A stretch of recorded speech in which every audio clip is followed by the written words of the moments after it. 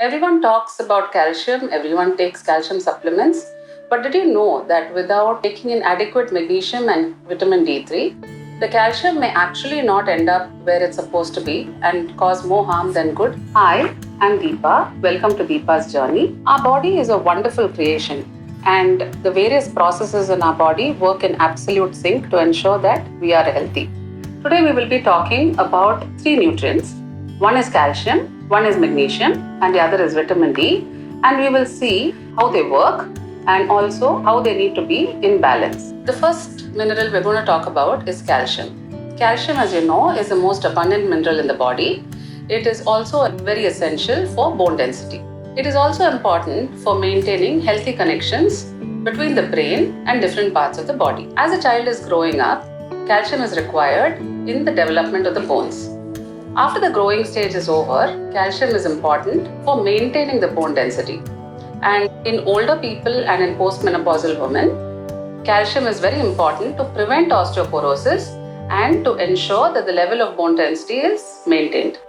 So, what are the foods which are rich in calcium? Dairy-rich foods are a good source of calcium. Also, you have nuts, especially almonds, seeds, chia seeds, etc. The recommended daily allowance for calcium is anywhere between 200 mg to 1300 mg, depending on whether the person taking it is a child or an adult, male or female, pregnant or breastfeeding.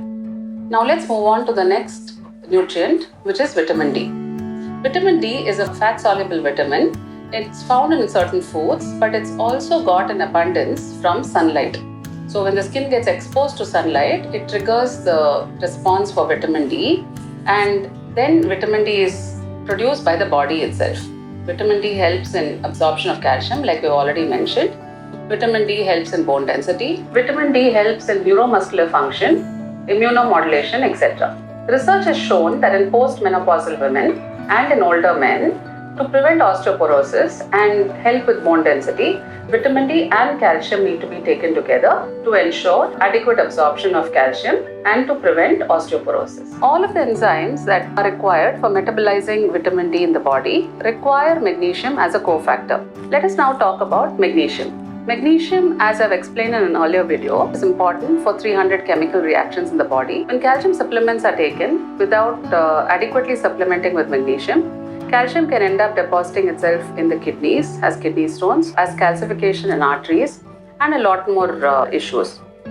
So, always adequate supplementation of calcium and magnesium is required. And as we have seen earlier, adequate supplementation of vitamin D is also required while taking calcium. So, can you see the link between the three now? So, you have magnesium which is required to absorb vitamin D which is required for calcium, and magnesium which is also required to ensure that calcium does not deposit itself elsewhere. The purpose of the video is to help you understand that it is very important that you realize that nutrients work in harmony and not independent of each other.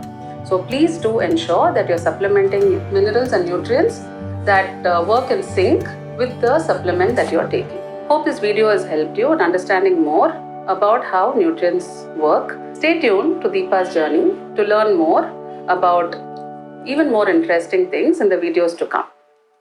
Please press the bell icon and subscribe.